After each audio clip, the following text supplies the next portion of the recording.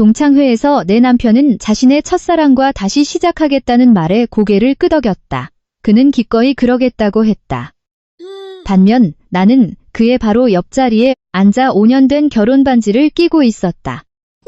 우리가 결혼했다는 사실을 아는 사람은 아무도 없었고 처음부터 그의 곁에 있었던 사람이 나라는 사실을 아는 사람도 없었다. 이윽고 담임 선생님이 유나, 넌 결혼했니? 라고 물었을 때 나는 가볍게 웃으며 딱 한마디만 했다. 네, 했어요. 하지만 곧 이혼할 겁니다. 이번에 나는 더 이상 그를 기다리지 않을 것이다. 동창회 회식 자리에서 담임 선생님은 불쑥 아이들의 연애사에 대해 묻기 시작했다. 선생님이 가장 먼저 질문을 던진 사람은 그해 우리 반 최고의 퀸카였던 허유진이었다. 그때는 너희들 공부에 집중하라고 내가 악역을 자처했지.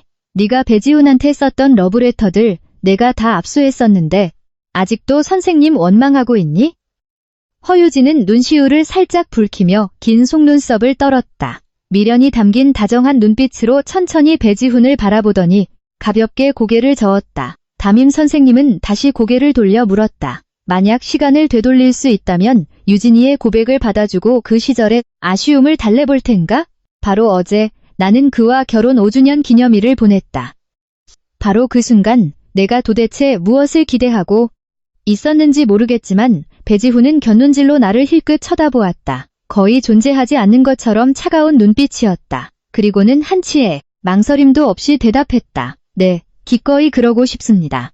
로만의 분위기는 순식간에 달아올랐다. 역시 그 시절 선남선녀 커플이네. 돌고 돌아 결국 다시 만나다니. 과거의 짝이 마침내 아쉬움을 떨쳐냈네. 진짜 해피엔딩이다. 이번 동창회에 감사해야겠어.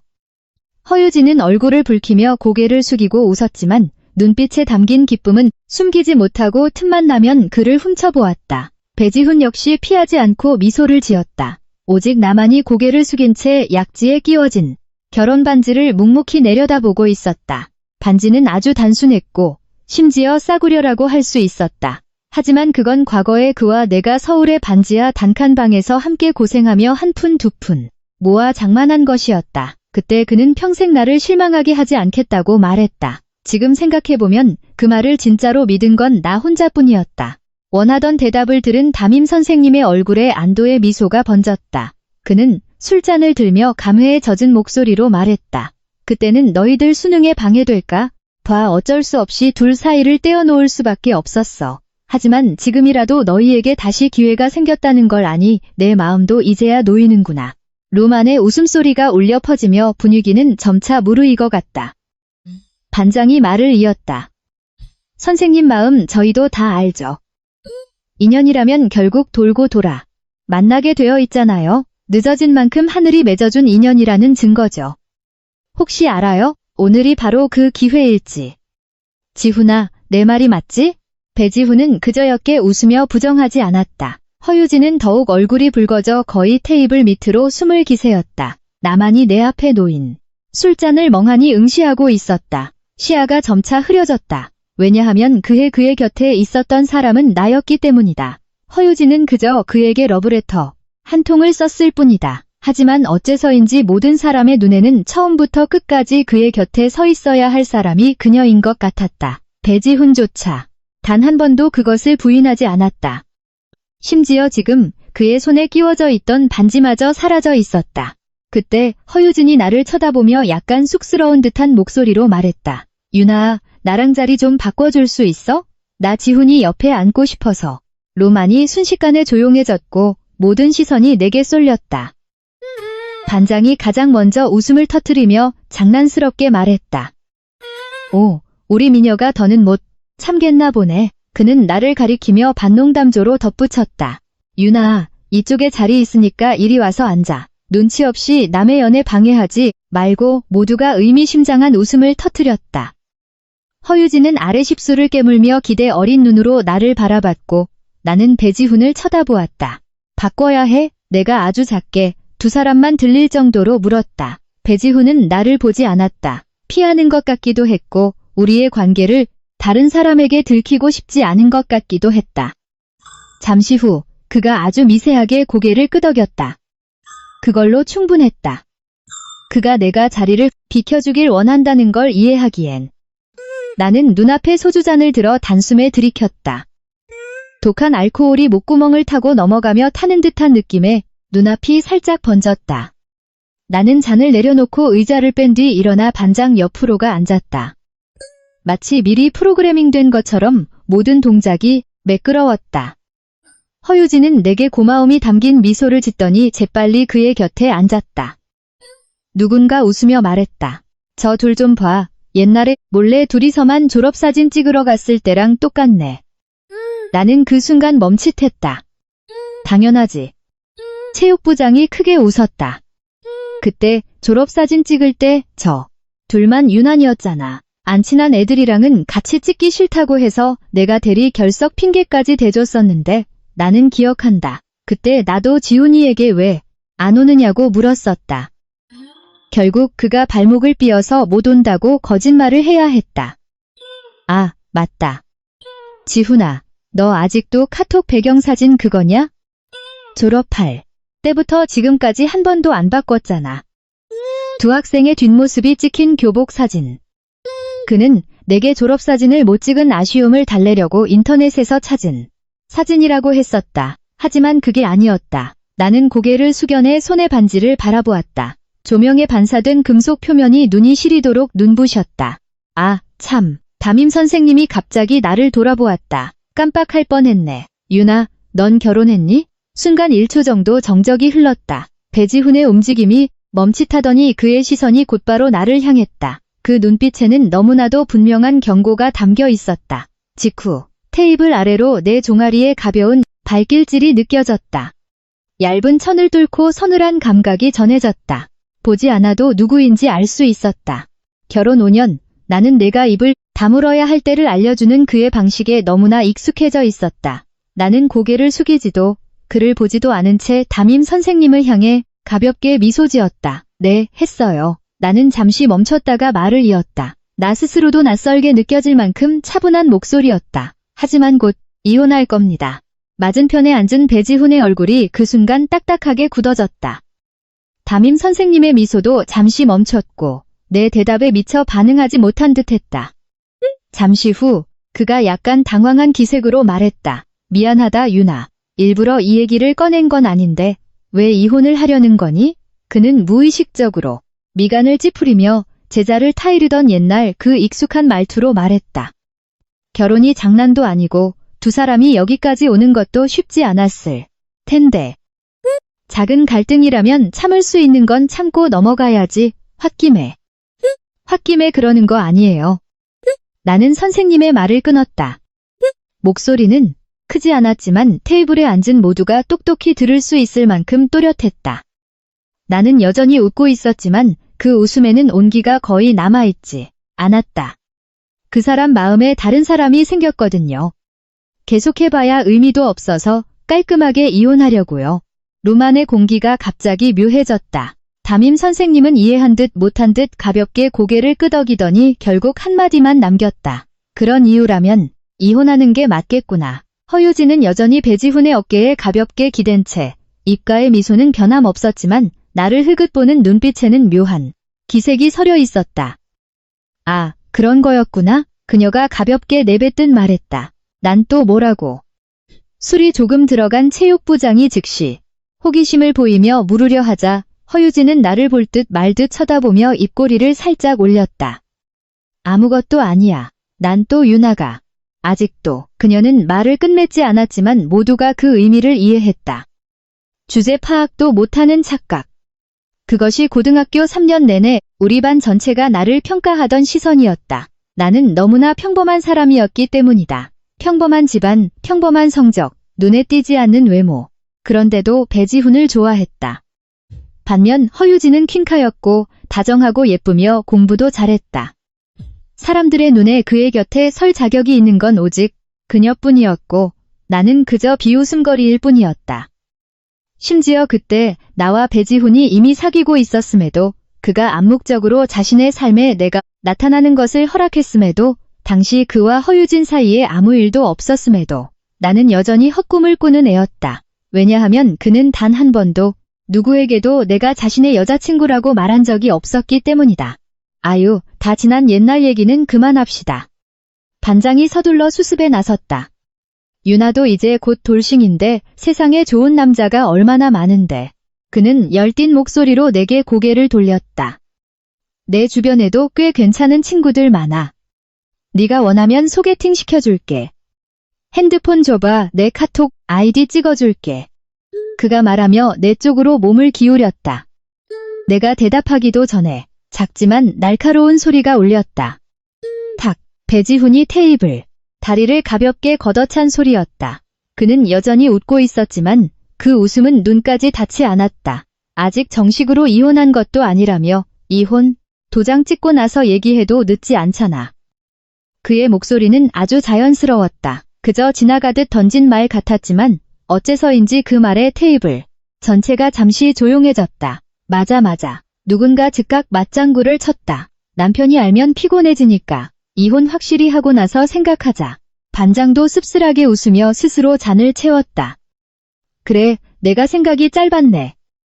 유나, 언제든 필요하면 말해. 부담 갖지 말고. 나는 옅게 웃으며 고개를 끄덕였다. 응. 대화가 오가는 사이 나는 무심코 맞은편을 흘끗 보았다. 허유진이 핸드크림을 꺼내 조금 짜내더니 배지훈의 손을 자기 쪽으로 끌어당겼다. 이거 한번 발라봐. 향기 엄청 좋아. 배지훈은 거절하지 않았다. 그는 손을 내밀어 그녀가 발라주도록 두었고 그 동작은 수없이 해본 것처럼 너무나 자연스러웠다. 은은한 치자꽃 향기가 공기 중으로 퍼졌다. 나는 그 향기를 아주 또렷하게 맡았다. 너무나 익숙하면서도 낯선 향기였다. 예전에 그는 내게 인공적인 향기가 세상에서 제일 싫다고 말했었다. 그 한마디 때문에 결혼 생활 5년 동안 나는 향이 있는 제품을 거의 쓰지 않았다. 바디워시, 향수, 핸드크림까지 전부 무향으로만 샀다. 나는 그가 단지 까다로워서 그런 줄 알았다. 하지만 이제야 알겠다. 그는 향기를 싫어했던 게 아니라 단지 내 몸에서 나는 향기를 좋아하지 않았던 것뿐이라는 걸. 그 후의 시간은 빠르게 흘렀다. 나와 배지훈은 묘한 암묵적 동의에 도달한 듯했다. 나는 더 이상 그를 보지 않았고 그도 나를 보지 않았다. 나는 반장과 중요하지 않은 옛날 이야기를 나눴고 그는 고개를 숙인 채 허유진과 아주 작은 목소리로 둘만 들리게 대화를 나눴다. 우리는 같은 테이블에 앉아 있었지만 전혀 상관없는 두 명의 타인 같았다. 모임이 끝났을 때 나는 먼저 자리에서 일어나 뒤도 돌아보지 않고 식당을 나섰다. 웃고 떠드는 소리가 여전히 시끌벅적했지만 이제 나와는 아무 상관없는 일이었다. 호텔 밖으로 나오자 밤바람이 스쳐가며 약간의 한기를 실어왔다. 얼마 지나지 않아 차 한 대가 문 앞에 멈춰 섰다. 배지훈이 차에서 내려 조수석 문을 열어주었다. 하지만 그가 부축해서 차에 태운 사람은 내가 아니라 허유진이었다. 그녀는 술에 많이 취한 듯 아주 자연스럽게 그에게 기대고 있었다. 그는 고개를 숙여 무언가 가볍게 말했고 동작은 무척 조심스러웠다. 처음부터 끝까지 그는 나를 단 한 번도 쳐다보지 않았다.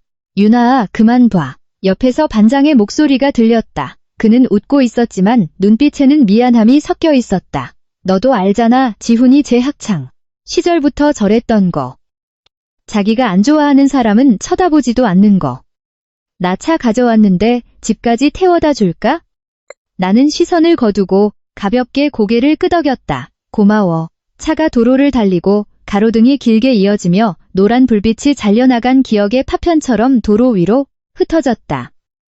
반장이 히터를 조절하며 작게 물었다. 안 추워? 괜찮아. 대답하면서도 내 시선은 무의식적으로 창밖을 향했다. 뒤로 멀어지는 호텔이 점차 작아졌다.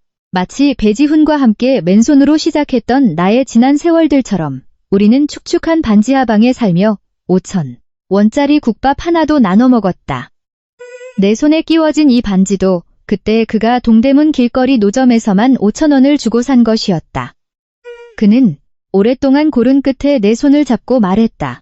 네가 나와 함께 어떻게 고생했는지 이 반지로 평생 기억할게. 나중에 그의 스타트업이 점차 안정되고 새 차를 샀을 때 그는 나를 속초 바다로 데려갔다. 거센 바닷바람 속에서 그는 웃으며 말했다. 앞으로 내 차 조수석엔 너 혼자만 앉을 수 있어. 그리고 바로 어제 결혼 5주년 기념일 그는 여전히 나를 안고 미안함이 섞인 목소리로 말했다. 유나, 지난 몇 년간 내가 너한테 빚진 게 많아. 내 평생 절대 널 실망하게 하지 않을게. 나는 눈을 지그시 감았다가 한참 뒤에야 떴다. 알고 보니 그는 진작에 잊어버렸고 나 혼자만 기억하고 있었던 거다. 휴대폰이 울렸다. 배지훈의 카톡이었다. 오늘 꽤 잘 참았어. 근데 이혼 핑계는 너무 유치했어. 다음부턴 그런 거 쓰지 마. 나는 화면을 몇 초간 바라보다가 아주 옅게 픽 웃고는 채팅창을 닫았다. 그는 모른다. 이혼이라는 말, 난 한 번도 농담으로 한 적이 없다는 걸. 집에 도착하자마자 나는 가방을 소파에 휙 던져버렸다. 온몸에 진이 다 빠져나간 것 같았다.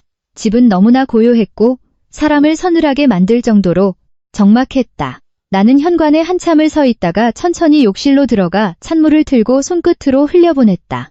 2시간이 지났지만 배지훈은 아직 돌아오지 않았다. 예전 같았으면 벌써 전화를 걸어 어디냐고, 언제 오냐고, 내가 데리러 갈까 하고 물었을 것이다. 하지만 오늘 나는 그저 그 자리에 서서 휴대폰 화면이 켜졌다가 다시 꺼지는 것만 바라보았다. 사실 물어볼 필요도 없었다. 답은 너무나 뻔했으니까. 늦은 밤 남녀가 단둘이 함께 있는데 두 눈으로 직접 보지 않아도 무슨 일이 있을지 짐작할 수 있었다. 결혼 5년 동안 그가 내게 못해준 건 아니었다. 다만 그는 단 한 번도 나를 공개한 적이 없었고 누구에게도 내가 그의 아내라고 말한 적이 없었을 뿐이다. 그 이유가 무엇인지 예전에는 감히 깊게 생각하지 못했지만 이제는 굳이 추측할 필요조차 없어졌다. 나는 휴대폰의 사진첩을 열었다. 잠금 설정된 폴더 안에 스크린샷 하나가 있었다. 그와 허유진이 나눈 카톡 대화 내용이었다. 우리가 결혼하던 날 밤, 그는 불안증이 도졌다며 휴대폰을 들고 베란다로 나가 한참을 서 있었다. 나는 묻지 않았지만 그가 그녀의 연락을 기다리고 있다는 걸 알고 있었다. 나는 몰래 그 대화를 찍어두었다. 언제 귀국해? 5년만 더 기다려줘. 올해가 바로 그 5년째 되는 해였다. 나는 화면을 잠시 바라보다가 미련 없이 삭제 버튼을 눌렀다. 망설임은 없었다. 그러고 나서 손에 끼워진 결혼 반지를 빼냈다. 5년 동안 나와 함께한 반지였다. 나는 그것을 무척 소중히 여겼고 내가 가진 가장 귀한 것이라 생각했다. 하지만 지금 차가운 세면대 위에 그것을 내려놓을 때 내겐 아무런 감정도 남아있지 않았다. 한참 마치 유통기한이 한참 지난 물건을 버리는 것 같았다. 나는 휴대폰을 열어 친구가 소개해준 이혼 전문 변호사에게 상담 예약을 잡았다. 가장 빠른 시간으로 모든 걸 끝낸 뒤 나는 불을 끄고 잠자리에 들었다. 그날 밤 잠을 설쳤다. 꿈속에서 나는 다시 고등학교 시절로 돌아갔다. 긴 복도, 눈부신 햇살. 나와 배지훈은 나란히 앉아 이어폰을 나눠 끼고 자율학습 시간에 몰래 음악을 듣고 있었다. 허유진의 러브레터를 받았을 때 그의 눈빛이 생생히 기억났다. 약간의 놀라움 그리고 이어진 기쁨. 그 감정은 한 번도 내게 향한 적이 없었다. 눈물이 소리 없이 베개를 적셨다. 하지만 다음날 아침 깨어났을 때 나는 더 이상 울지 않았다. 나는 아주 가볍게 화장을 했다. 그리고 옷장을 열어 파란색 원피스를 꺼냈다. 산지 오래되었지만 한 번도 입지 않은 옷이었다. 배지훈이 파란색을 싫어했기 때문이다. 나는 그의 그 말 한마디 때문에 스스로의 많은 것을 바꿨었다. 하지만 지금 생각해보면 참 우스운 일이다. 내가 현관을 나서려 할 때 도어락 소리와 함께 문이 열렸다. 배지훈이 들어왔다. 나를 본 그의 시선이 살짝 멈칫했다. 아마도 원피스 때문일 것이다. 유진이가 어제 술을 너무 많이 마셔서 그가 아주 자연스럽게 마치 평범한 일상을 보고하듯 말했다. 혼자 두기엔 위험해 보여서 무슨 일 생길까봐 하룻밤 자고 왔어. 나는 그를 약간 의외라는 듯 바라보았다. 변명조차 하지 않을 줄 알았는데 배지훈은 겉옷을 벗으며 다가오더니 시선을 내 원피스에 고정했다. 왜 이런 걸 입었어? 예전엔 파란색 안 좋아했잖아. 나는 그를 스쳐 지나가며 구두를 갈아 신기 위해 고개를 숙였다. 난 원래 파란색 좋아했어. 당신이 몰랐을 뿐이지. 그의 동작이 잠시 멈췄고 눈빛도 변했다. 왜 그래? 아침부터 화난 거야? 예전엔 안 그랬잖아. 나는 1초 정도 멈춰섰다. 예전에 안 그랬던 건 예전엔 내게 희망이 있었기 때문이지. 하지만 이젠 없어. 알았어. 그가 가볍게 한숨을 쉬며 익숙하게 달래는 듯한 말투로 말했다. 어제 일은 일부러. 그런 거 아니야. 당신도 유진이 성격 알잖아. 내가 안 받아주면 걔가 무안해하니까. 정 그러면 다음 주에 몰디브로 여행 가자. 어때? 걔.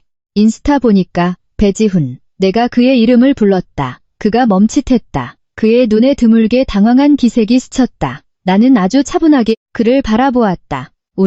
내 말이 미처 끝나기도 전에 그가 갑자기 내 손목을 낚아챘다. 힘이 꽤 셌다. 그의 시선이 내 텅 빈 약지. 손가락으로 떨어졌다.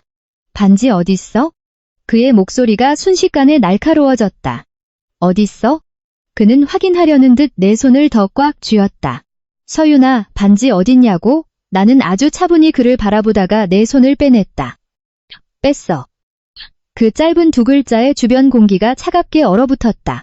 배지훈은 미간을 잔뜩 찌푸리며 노골적으로 불쾌감을 드러냈다. 뺐다니, 그게 무슨 소리야? 그건 우리 결혼 반지잖아. 나는 그를 보며 어째서인지 불현듯 웃음이 날 것 같았다. 결혼 반지? 그렇게 중요한 거면 어젯밤에 당신은 왜 안 꼈어? 그의 눈빛이 흔들렸다. 단 1초였지만 내 눈엔 너무나 분명했다. 나는 생생히 기억한다. 어제 식당룸에서 허유진이 들어오는 순간 그는 본능적으로 손에 낀 반지를 빼서 주머니에 쑤셔 넣었다. 수없이 연습이라도 한 것처럼 빠르고 소름 돋게 능숙한 동작이었다. 난 그냥 남들이 오해할까봐 그가 예전처럼 자연스럽지 않은 목소리로 변명했다. 나는 아주 옅은 조소를 흘렸다. 오해? 우리는 법적인 부부인데 누굴 오해하게 할까봐 두려웠던 걸까? 나? 아니면 허유진? 그는 아무 대답도 하지 못했다. 하지만 대답은 이미 너무나 명백했다. 나는 더 묻지 않고 차분한 목소리로 그를 보며 말했다. 그럼 당신 반지는 어딨는데? 배지훈은 반사적으로 주머니를 더듬다가 멈칫했다. 이리저리 뒤져보아도 반지는 없었다. 그의 얼굴색이 순식간에 하얗게 질렸다. 아마 유진이 집에 떨어뜨렸나 봐. 어젯밤에 걔 데려다 주는데 술을 너무 많이 마셔서 부축하느라. 그는 변명하듯 아주 빠르게 말했지만 말이 길어질수록 당황한 기색만 역력해졌다. 지금 당장 가서 찾아올게. 집에서 기다려. 더 이상 화내지 말고. 말을 마치자마자 그는 신발도 제대로 갈아 신지 않은 채 몸을 돌려 황급히 뛰어나갔다. 문이 닫혔다. 집안은 다시 정적에 휩싸였다. 나는 그 자리에 한참을 서 있다가 실소를 터뜨렸다. 반지 하나 없어졌다고 저렇게 허둥지둥하면서 나한테는 늘 기다리라고만 했지. 나는 몸을 돌려 어젯밤 미리 싸둔 작은 캐리어를 끌고 나왔다. 망설임도 뒤돌아봄도 없이 문을 열고 한때 집이라 불렀던 곳을 떠났다. 이번에 나는 더 이상 기다리지 않을 것이다. 30분 후 나는 강남의 조용한 카페에 앉아 있었다. 부드러운 조명과 잔잔한 음악, 모든 것이 지극히 평범했지만 나만은 예전과 달라져 있었다. 내 맞은편에 앉은 사람은 친구가 소개해준 변호사였다. 짧은 단발에 날카로운 눈빛을 가진 그녀는 아주 차분한 목소리로 말했다. 내 이야기를 다 들은 그녀는 중간에 말을 끊지 않고 그저 따뜻한 물 한 잔을 내 앞으로 밀어주었다.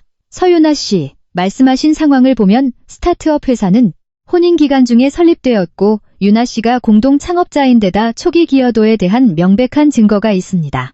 법적으로 윤아 씨가 정당한 재산, 분할을 받을 수 있고 오히려 유리한 고지를 점할 수 있습니다. 나는 고개를 끄덕였다. 귀로는 그녀의 말을 듣고 있었지만 머릿속에서는 마치 오래된 영화가 상영되듯 과거의 장면들이 하나씩 뚜렷하게 스쳐 지나갔다. 회사를 막 시작했을 때 자금줄이 끊겨 이리저리 돈을 빌리러 다니며 친척들과 지인들에게 고개를 숙였던 기억, 중요한 투자를 성사시키기 위해 파트너들과 위가 헐어 피를 토할 때까지 회식, 자리에서 술을 마시고 응급실에 실려갔던 기억. 그때 배지훈이 달려와 내 손을 잡고 눈이 뻘겋게 충혈된 채 윤아아, 내 평생 절대 널 실망하게 하지 않을게 라고 말했던 기억. 나는 그 말을 믿었다. 내게 돌아갈 퇴로조차 남겨두지 않을 만큼 믿었다. 회사가 가장 어려워 직원들 월급조 못 주게 되었을 때 엄마가 물려주신 금목걸이를 금은방에 팔아 돈을 마련해 버텼던 기억. 나는 그 모든 고생이 결국 달콤한 결말로 돌아올 거라 생각했다. 하지만 이제야 깨달았다. 세상에는 애초에 내 몫이 아닌 결말도 있다는 것을 알겠습니다. 나는 고개를 들어 변호사를 보며 아주 차분하게 말했다. 최대한 빨리 진행해주세요. 그녀가 고개를 끄덕였다. 네, 바로 서류 준비하겠습니다. 같은 시간, 다른 곳. 배지훈은 거의 뛰다시피 오피스텔 단지 안으로 뛰어들어갔다. 걸어가면서 계속 전화를 걸었지만 반대편에서는 아무도 받지 않았다. 허유진의 집 앞에 도착한 그는 미친 듯이 문을 두드렸다. 잠시 후 문이 열렸고 잠옷 차림의 허유진이 아직 잠이 덜 깬 얼굴로 놀라움과 반가움이 섞인 눈빛으로 그를 쳐다보았다. 지훈아, 웬일이야? 그녀의 말이 채 끝나기도 전에 배지훈은 문을 밀치고 들어가 다급하게 물었다. 내 반지 어딨어? 내 반지 못 봤어? 허유진의 안색이 확 굳어졌다. 무슨 반지? 난 몰라. 그녀가 무의식적으로 그의 팔을 잡으려 했지만 그는 거칠게 뿌리쳤다. 배지훈은 더 말하지 않고 방안을 빠르게 훑어보더니 화장실로 직행했다. 문을 확 밀치고 들어간 그는 단 한 번의 시선 끝에 그 자리에 얼어붙었다. 기억 속에 너무나 깊이 각인된 익숙하고도 단순한 은색 반지가 지금 변기통 바닥에 쓰레기처럼 버려진 채 물에 잠겨 있었다. 그 순간 그의 눈빛이 완전히 변했다. 분노와 서늘함이 통제할 수 없이 치밀어 올랐다. 그는 망설임 없이 허리를 굽혀 물속으로 손을 뻗었다. 너 미쳤어? 허유진이 소리치며 달려와 그를 말렸다. 그렇게 더러운 걸 왜 주워? 그냥 싸구려 반지일 뿐이잖아. 디자인도 엄청 구리던데. 내가 100배는 더 예쁜 걸로 새로 사줄게.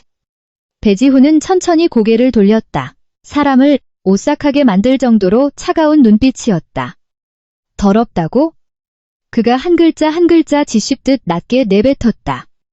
그 반지는 내가 가장 가난할 때 동대문 길거리 노점에서 1시간 동안이나 골라서 산 거야. 내가 유나 손을 잡고 나랑 같이 고생해준 그 시간들을 평생 잊지 않겠다고 약속했던 증표라고. 그런데 네가 감히 이걸 더럽다고 해? 그는 허유진을 거칠게 밀어내고는 망설임 없이 변기물 속에 손을 넣어 반지를 집어 들었다. 그것을 손안에 꽉 쥔 채 그는 뒤도 돌아보지 않고 밖으로 나갔다. 밤이 되어 그 집에 돌아왔을 때 거실 불은 켜져 있었다. 배지훈은 소파에 앉아 등을 살짝 굽힌 채 어두운 조명 속에 잠겨 있었다. 문 열리는 소리가 나자 그는 즉시 자리에서 일어났다. 어디 갔었어? 전화는 왜 안 받고? 그가 빠른 걸음으로 다가오며 통제되지 않은 분노가 섞인 목소리로 물었다. 아, 내가 집에서 기다리라고 했잖아. 내가 얼마나 기다렸는지 알아? 나는 구두를 벗고 고개를 들어 그를 보았다. 변호사 만나고 왔어. 그가 멈칫했다. 무슨 변호사? 이혼 변호사. 1초 동안 공기가 멎은 듯 했다. 너 지금 무슨 농담을 하는 거야? 그의 목소리 갈라졌다. 어제 일로 아직도 안 풀렸어? 농담 아니야. 나는 아주 차분하게 말하고는 그를 지나치려 했다. 그가 갑자기 내 팔을 붙잡았다. 차갑게 젖은 반지가 내 눈앞에 내밀어졌다. 다시 찾았어. 유나아, 너 아직 화난 거 아는데 이제 그만 유난 좀 떨면 안 될까? 유난, 떤다고? 나는 걸음을 멈추고 그 두 글자를 천천히 곱씹으며 고개를 돌렸다. 처음으로 그의 눈을 똑바로 응시했다. 너무나도 차분했다. 배지훈, 당신 눈에는 내가 하는 모든 게 다 유난 떠는 걸로 보이지? 그는 당황하여 대답하지 못했다. 나는 웃었지만 눈시울은 붉어져 있었다.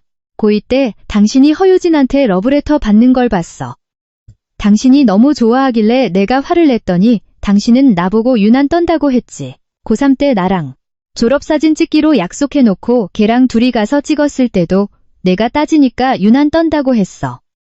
어제 우리가 결혼한 거 공개하기로 해놓고 걔가 나타나자마자 반지를 숨겼을 때 내가 이혼하자고 한 것도 당신은 내가 유난 떤다고 생각하지. 나는 잠시 멈췄다. 목소리는 아주 가벼웠지만 한 글자 한 글자 뼈가 있었다. 배지훈, 당신 한 번이라도 생각해 본 적 있어? 내가 유난을 떠는 게 아니라. 나는 아무런 희망도 남지 않은 눈으로 그를 바라보았다. 당신이 나를 단 한 번도 사랑한 적이 없다는 걸. 그 말은 가볍게 떨어졌지만 우리 사이에 모든 것을 완전히 끊어내는 칼날 같았다. 그는 얼굴이 하얗게 질린 채 그 자리에 서서 입술만 달싹일 뿐 아무 말도 하지 못했다. 나는 그에게 잡힌 손을 빼냈다. 더 이상 붙잡지 않았다. 우리 이혼해. 변호사가 연락할 거야. 말을 마친 나는 캐리어를 끌고 방으로 들어가 문을 잠갔다. 문 밖은 아주 고요했다. 노크 소리도 나를 부르는 소리도 없었다. 마치 이 관계가 마침내 끝에 도달한 것처럼 기나긴 침묵만이 이어졌다. 그날 밤 나는 방 밖으로 나가지 않았고 문은 굳게 닫혀 있었다. 밖에는 해명도 나를 붙잡으려는 어떤 시도도 없었다. 지난 5년 동안 그랬듯이 내가 침묵할 때마다 그도 침묵했다. 내가 인내할 때마다 그는 그것을 당연하게 여겼다. 마지막 순간 내가 떠나려는 이때조차 그는 내가 그저 홧김에 화를 내고 있다고 생각하고 있었다. 다음 날 아침 나는 아주 일찍 일어났다. 아직 동이 트기 전이라 집안은 여전히 고요했다. 캐리어를 끌고 방을 나와 거실을 지나갈 때 소파에는 어제 그가 앉아있던 흔적이 그대로 남아 있었고 겉옷만 한쪽에 걸쳐져 있었을 뿐 사람은 없었다. 나는 걸음을 멈추지도 한 번 더 쳐다보지도 않은 채 문을 열고 떠났다. 일주일 후 이혼 합의서가 배지훈의 회사로 송달되었다. 그날 오후 내 휴대폰이 울렸고 화면에 그의 이름이 떴다. 나는 한참을 바라보다 결국 전화를 받았다. 유나아. 그의 목소리는 갈라져 있었고 예전에는 한 번도 들어보지 못한 짙은 피로감이 묻어났다. 꼭 이렇게까지 해야겠어? 난 네가 그냥 화난 줄 알았는데. 나는 회사 책상 앞에 앉아 깜빡이는 모니터 커서를 보며 아주 담담하게 대답했다. 잘못 알았네. 이혼 진짜야. 전화기 너머로 정적이 흘렀다. 한참 뒤에야 그가 다시 입을 열었다. 우리 대화 좀 할 수 있을까? 더 이상 할 말 없어. 나는 언성을 높이진 않았지만 단호하게 말을 끊었다. 앞으로 연락은 변호사 통해서 해. 말을 마친 나는 전화를 끊고 곧바로 그의 번호를 차단 목록에 넣었다. 망설임은 없었다. 나는 모든 게 거기서 끝날 줄 알았다. 적어도 거기서 끝났어야 했다. 하지만 그날 밤 내 휴대폰이 미친 듯이 울리기 시작했다. 카카오톡 메시지가 폭포수처럼 쏟아졌고 단톡방 알림이 쉴 새 없이 떴다. 열어보니 고등학교 동창 카톡방에 이미 100개가 넘는 읽지 않은 메시지가 쌓여 있었다. 가장 위에는 배지훈이 올린 새로운 사진이 있었다. 붉은 도장이 찍힌 가족관계증명서, 그리고 나란히 적힌 두 사람의 이름. 배지훈, 서윤아. 그 아래 적힌 문장은 아주 짧았다. 언제나 너였어. 나는 아무런 감정 없이 화면을 한참 들여다보다가 픽 실소를 터뜨렸다. 언제나 나였다고? 그게 진짜라면 왜 이혼 서류가 오고 나서야 말하는 걸까? 카톡방은 완전히 난리가 나 있었다. 뭐야, 둘이 결혼했었다고? 지훈이랑 유진이가 사귀는 거 아니었어? 그럼 동창회 때 그건 다 뭐야? 유나가 이혼하자고 한 거 진짜였어? 다들 혼란스러워하며 도대체 무슨 일인지 이해하지 못했다. 그러자 누군가 추측을 시작했다. 혹시 유나가 중간에 끼어든 거 아니야? 그때 선생님 일만 아니었으면 지훈이랑 유진이가 잘 됐을 텐데. 맞아, 나도 기억나. 그때 유나가 혼자 쫓아다니고 그랬잖아. 이런 말들은 너무나 익숙해서 이제는 아무런 감흥조차 없었다. 몇 년이 지났어도 여전히 똑같은 말, 똑같은 시선이었다. 바로 그때 허유진이 등장했다. 그녀는 우는 이모티콘과 함께 늘 그렇듯 가련한 말투로 메시지를 보냈다. 얘들아, 그만해. 다 내 잘못이야. 난 두 사람이 결혼한 줄 몰랐어. 지훈아, 미안해. 알았다면 그날 내 옆에 앉지 않았을 거야. 유나아, 화내지 마. 전부 내 잘못이야. 단 몇 마디로 그녀는 모든 동정표를 끌어모았다. 유진아, 내 잘못 아니야. 상처받은 건 오히려 너지. 유나가 저렇게까지 하는 건 좀 심하네. 나는 화면을 보며 키보드 위에 손가락을 올렸다가 천천히 내려놓았다. 내가 굳이 말할 필요는 없었다.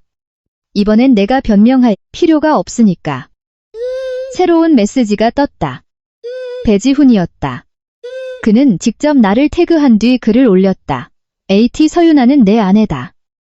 고등학교 때부터 우리는 계속 함께였어. 중간에 누가 끼어들었다는 그런 일 없어. 처음부터 끝까지 나중에 끼어든 건 허유진이야. 단톡방이 일순간 조용해졌다. 모두가 이 정보를 소화하는 듯했다. 몇 초 뒤 메시지가 폭발적으로 쏟아졌다. 뭐라고? 그럼 우리가 몇 년 동안 완전히 오해하고 있었던 거네? 배지훈, 왜 진작 말 안 했어? 유나가 그런 소리 듣게 놔두고 뭐 한 거야? 너 진짜 너무한 거 아니냐? 반장도 나섰다. 이제 기억나네. 그 해에 쟤네 둘이 진짜 맨날부터 다녔잖아. 체육부장도 맞장구를 쳤다. 맞아, 나도 기억나. 유진이가 러브레터 줬는데 지훈이가 안 받았잖아. 그럼 처음부터 끝까지 우리가 다 잘못 알고 있었던 거야? 방의 분위기가 완전히 뒤집혔다. 나를 옹호하는 말들이 나오기 시작했다. 유나 진짜 불쌍하다. 몇 년 동안 오해받고. 지훈아, 너 유나한테 사과해야 해. 하지만 배지훈은 여기서 멈추지 않고 한마디를 더 보냈다. 이번엔 허유진을 직접 태그했다. AT 허유진, 너 이 사실 원래 알고 있었잖아? 단 한마디였지만 판을 완전히 뒤엎기엔 충분했다. 단톡방은 다시 조용해졌다. 이번엔 더 길었다. 아무도 말하지 않았다. 왜냐하면 모두가 깨달았기 때문이다. 만약 허유진이 알고 있었다면 방금 전 그녀가 한 가련한 말들은 다 무엇이었단 말인가? 1분 뒤 허유진이 단톡방을 나갔다. 아무런 변명도 남기지 않았다. 헐, 그럼 다 알면서 저렇게 불쌍한 척 한 거야?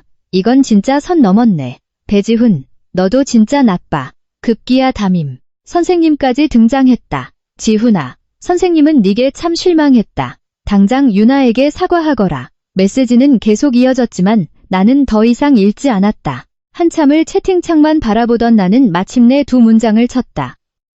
다 지난 일이야. 잠시 멈췄다가 다시 덧붙였다. AT, 배지훈 서류에 도장이나 찍어. 전송 버튼을 누른 뒤 나는 단톡방을 나갔고 다시는 돌아가지 않았다. 반대편에서 배지훈은 화면을 뚫어지게 바라보고 있었다. 질책도 원망도 없이 오직 차갑게 얼어붙은 듯한 평온함만이 담긴 그 두 문장. 하지만 바로 그 평온함이 사람을 견딜 수 없게 만들었다. 그는 문득 아주 오래전 언제나 빛나는 눈빛으로 자신을 바라보던 한 소녀를 떠올렸다. 그가 고개만 돌리면 늘 그 자리에 있던 아이. 하지만 지금 다시 돌아보았을 때 그녀는 이미 그곳에 없었다. 창밖에 가로등 불빛이 텅 빈 그의 얼굴 위로 비쳐들었다. 무언가를 완전히 잃어버린 듯한 표정이었다. 배지훈은 결국 이혼 합의서에 서명했다.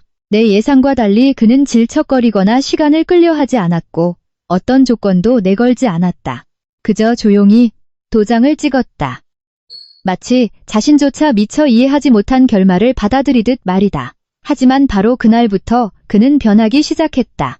그 변화는 아주 천천히 하지만 무시할 수 없을 만큼 뚜렷하게 나타났다. 내가 이사간 집의 문을 처음 열었을 때 문 앞에는 꽃다발 하나가 놓여 있었다. 아직 싱싱한 꽃들 사이에 익숙한 글씨체의 작은 카드가 꽂혀 있었다. 유나아, 집에 가자. 나는 그 꽃다발을 한참 동안 바라보다가 몸을 굽혀 집어 들었다. 하지만 집 안으로 가지고 들어가지 않고 바로 옆 쓰레기통에 툭 던져버렸다. 마치 더 이상 필요 없는 물건을 버리듯이. 다음 날에도 꽃은 있었다. 이번엔 더 큰 빨간 장미 다발이었고 향기가 너무 짙어 숨이 막힐 지경이었다. 하지만 나는 힐끗 쳐다보기만 할 뿐 단 1초도 지체하지 않고 집 안으로 들어갔다. 3일째 되던 날 드디어 그가 나타났다. 더 이상 꽃다발 뒤에 숨지 않고 건물 아래에 우두커니 서 있었다. 무언가를 간절히 기다리는 사람처럼. 나를 발견한 그의 눈빛이 순식간에 밝아졌고 예전엔 본 적 없는 초조함이 서려 있었다. 유나아. 목이 메어 갈라진 목소리로 그가 나를 불렀다. 나는 들었지만 발걸음을 멈추지 않았고 고개도 돌리지 않았다. 길거리에서 무심코 스쳐 지나가는 타인처럼 그를 그냥 지나쳤다. 그 후로 아침부터 늦은 밤까지 메시지가 오기 시작했다. 밥은 먹었는지, 피곤하지는 않은지, 날씨가 추운데 옷은 따뜻하게 입었는지 묻는 평범하고 일상적인 질문들. 예전에 내가 그토록 간절히 원했던 바로 그 말들이었다. 밤이 되면 어김없이 잘 자라는 메시지가 왔다. 마치 오랫동안 잊혔던 습관을 되찾은 것처럼 나는 한 번도 답장하지 않았다. 읽고 지워버릴 뿐 마치 그 메시지들이 애초에 존재하지 않았던 것처럼 무시했다. 8일째 되던 날 그는 내 회사 앞으로 아침 도시락을 싸들고 왔다. 정성스럽게 포장되어 있었지만 한눈에 봐도 처음 직접 만들어본 티가 났다. 약간 탄 계란말이, 삐뚤빼뚤하게 썰린 샌드위치. 모든 것에 서툴지만 애쓴 흔적이 역력했다. 그는 회사 로비에 서서 기대와 조심스러움이 뒤섞인 눈빛으로 나를 바라보았다. 한번 만들어봤어. 내 입맛에 맞을지 모르겠네. 나는 도시락통을 1초 정도 쳐다보고는 곧장 시선을 거두었다. 안 먹어. 어떤 감정도 섞이지 않은 아주 차분한 목소리였다. 그러고는 마치 그가 투명인간인 것처럼 곧장 그를 스쳐 지나갔다. 그 후로도 그는 계속 찾아왔지만 점차 말수가 줄어들었다. 그저 그 자리에 서서 나를 바라볼 뿐이었다. 한때 너무나 익숙했던 무언가를 필사적으로 찾으려는 듯한 눈빛. 하지만 어디서부터 다시 시작해야 할지 갈피를 못 잡는 표정이었다. 15일째 되던 날, 그는 내게 아주 긴 카톡을 보냈다. 스크롤을 한참 내려야 다 읽을 수 있을 만큼 긴 장문이었다.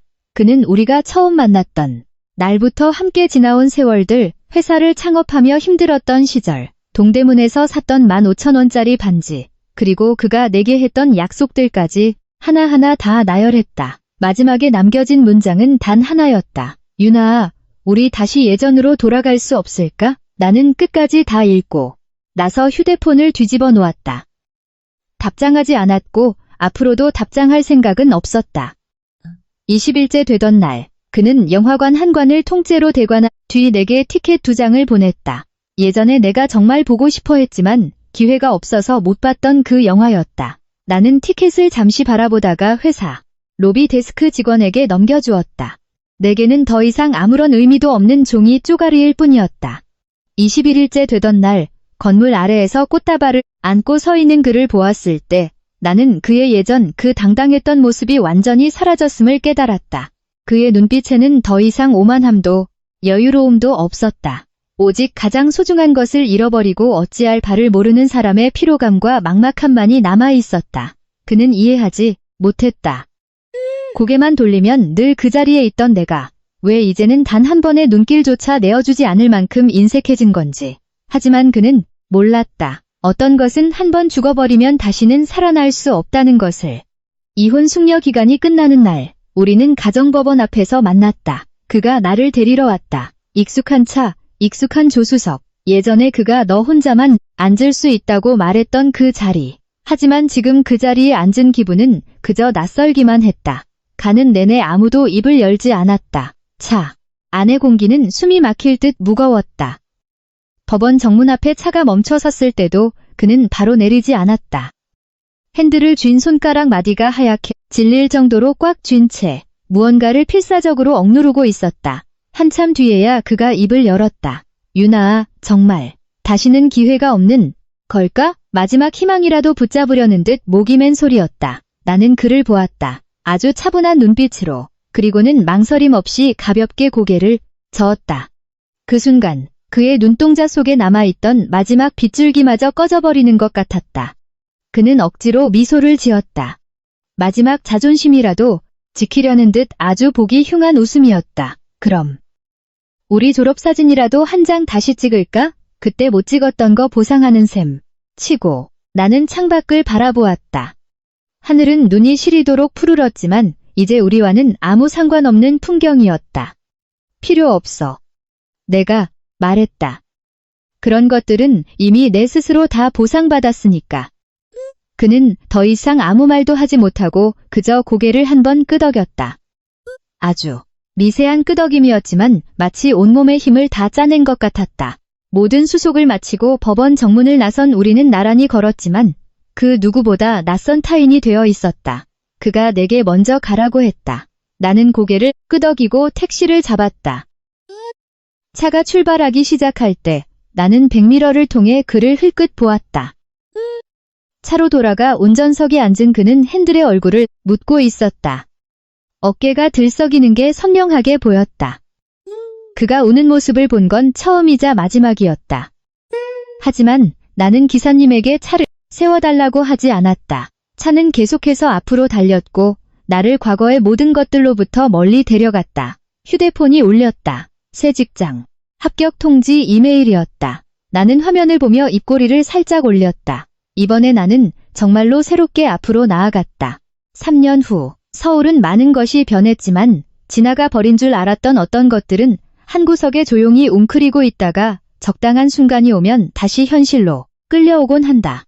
그날 밤, 서울의 한 최고급 호텔 연회장에서는 재계 인사들이 모인 비즈니스 만찬이 열리고 있었다. 천장에 화려한 샹들리에 조명이 대리석 바닥에 반사되어 반짝이며 마치 완전히 다른 세계에 발을 들인 듯한 착각을 불러일으켰다. 배지훈은 사람들 틈에 서 있었다. 지난 3년 동안 그는 거의 일에만 미친 듯이 매달렸다. 회사는 무서운 속도로 성장했고 업계에서의 명성도 날로 높아졌다. 겉보기엔 모두가 알던 그 성공한 대표의 모습으로 돌아온 듯했고 심지어 예전보다 더 잘 나갔다. 하지만 정말 가까운 사람들만이 그가 예전과 다르다는 것을 알고 있었다. 밤늦게까지 이어지던 술자리도 가벼운 사교 모임도 모두 끊었다. 그의 곁엔 어떤 여자도 나타나지 않았다. 마치 세상 모든 것에 흥미를 잃어버린 사람처럼, 아니면 두 번 다시 돌아오지 않을 무언가를 하염없이 기다리는 사람처럼. 배 대표님. 누군가 그를 향해 건배를 제의했다. 그는 가볍게 목례를 했지만 눈빛은 초점을 잃은 듯 허공을 맴돌고 있었다. 그때 연 회장의 육중한 메인 도어가 열렸다. 반사적으로 그곳을 바라본 배지훈의 몸이 그 자리에서 딱딱하게 굳어졌다. 서윤아가 들어왔다. 몸의 곡선을 따라 유려하게 떨어지는 블랙 롱드레스는 심플하면서도 고급스러웠다. 단정하게 묶은 머리 아래로 길고 하얀 목선이 드러났고 그녀의 걸음걸이는 흔들림 없이 당당하고 자연스러웠다. 예전에 그 망설이거나 주눅든 모습은 온데간데 없었다. 3년, 한 사람이 완전히 변하기엔 충분한 시간이었다. 그녀는 더 이상 그의 뒤에 서 있던 여자가 아니었고 시선이 오직 그에게만 머물던 여자도 아니었다. 그녀는 마치 이 공간이 원래 자신의 자리였던 것처럼 여유롭고 차분하며 다가가기 힘든 기품을 풍겼다. 하지만 그를 진정으로 얼어붙게 만든 건 그녀가 아니라 그녀 곁에 선 남자, 한태준이었다. 그 이름 석자만으로도 제게 사람들은 고개를 숙이는 거물이었다. 군더더기 없이 떨어지는 완벽한 핏의 블랙 수트, 묵직하고 서늘한 기운, 높은 자리의 선자 특유의 무심하고 차가운 눈빛. 그러나 그가 살짝 고개를 숙여 서윤아를 바라볼 때면 그 차가운 눈빛이 확연하게 부드러워졌다. 굳이 말하지 않아도 그 눈빛 하나로 모든 것을 설명할 수 있었다. 배지훈은 그 자리에 밝힌 듯 서 있었다. 들고 있는 와인잔이 미세하게 떨렸다. 그는 두 사람을 단 한순간도 눈에서 떼지 못했다. 눈을 깜빡이면 눈앞의 광경이 사라져버릴까 두려운 사람처럼. 하지만 아니었다. 너무나 선명했다. 외면할 수 없을 만큼 뚜렷한 현실이었다. 조심해요. 한태준의 낮고 매력적인 목소리가 울렸다. 유나가 작은 계단을 내려올 때 그는 아주 자연스럽게 손을 뻗어 그녀의 손을 잡아주었다. 부드럽지만 너무나 익숙하고 다정한 동작이었다. 유나는 손을 빼지 않았다. 그저 살짝 고개를 돌리며 아주 작은 목소리로 대답했다. 치, 고마워요. 그 순간 배지훈은 심장이 뜯겨나가는 듯한 고통을 느꼈다. 그는 문득 아주 오래전 바로 저런 작은 계단에서 있었던 일을 떠올렸다. 유나가 조심스레 계단을 내려오며 굳은 믿음과 의지의 눈빛으로 그의 손을 잡았을 때, 그때에 그는 아무런 신경도 쓰지 않은 채 그녀의 손을 마주 잡아주지 않았었다. 배 대표님? 옆에서 부르는 소리조차 들리지 않았다. 그의 시선은 멀리 떨어져 있는 두 사람에게만 고정되어 있었다. 유나도 그를 발견한 듯했다. 두 사람의 시선이 허공에서 부딪혔다. 단 1초의 아주 짧은 순간이었지만 배지훈은 알아차릴 수 있었다. 그녀의 눈빛에는 그 어떤 감정도 남아있지 않다는 것을. 원망도, 분노도, 아쉬움도 없었다. 그저 지나가는 낯선 사람을 보듯 지극히 평온했다. 그녀는 그가 자신의 인생에 단 한 번도 존재한 적 없다는 듯 아무렇지 않게 시선을 거두었다. 어디 보고 있었어요? 한태준의 목소리가 옆에서 들렸다. 낮고 부드러운 음성이 그녀를 다시 현실로 끌어당겼다. 아니에요. 유나가 담담하게 대답했다. 한태준은 방금 그녀의 시선이 향했던 곳을 훑어보았다. 그의 서늘한 눈빛이 배지훈을 스쳐 지나갔다. 아주 짧은 시선이었지만 속을 꿰뚫어보는 듯한 압도적인 묵직함이 있었다. 이내 시선을 거둔 한태준이 유나의 손을 가볍게 고쳐주었다. 갈까요? 그의 목소리는 무겁게 가라앉아 있었지만 알아채기 힘들 만큼 미세한 다정함이 묻어났다. 하지만 그 다정함은 오직 유나를 향한 것이었다. 배지훈은 그 자리에 서서 두 사람이 멀어지는 뒷모습을 바라보았다. 그들과의 물리적 거리는 그리 멀지 않았지만 마치 평생 건널 수 없는 강이 가로막고 있는 것 같았다. 이제야 그는 자신이 진정으로 무엇을 잃어버렸는지 깨달았다. 그가 잃은 것은 그저 한 사람의 여자가 아니라 다시는 되돌릴 수 없는 그 시절이었다. 자기 자신을 돌보지 않을 만큼 헌신적으로 그를 사랑했던 사람, 그리고 평생 다시는 주어지지 않을 마지막 기회를 그는 영원히 놓쳐버렸다. 그는 그 자리에 한참을 서 있었다.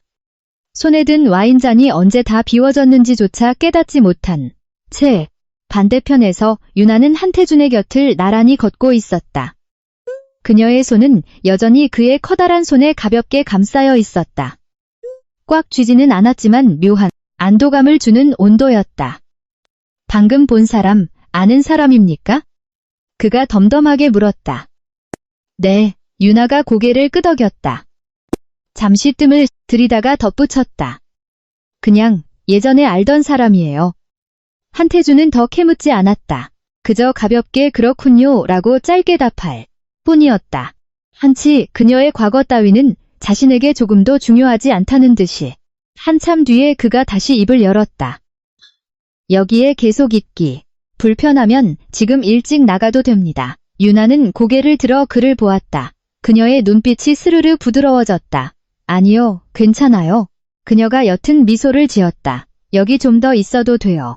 이번에 그녀는 더 이상 숨거나 피할 필요가 없었다. 샹들리에의 불빛이 그녀의 얼굴 위로 부서져 내렸다. 너무나 맑고 가벼우며 완벽하게 자유로운 표정이었다.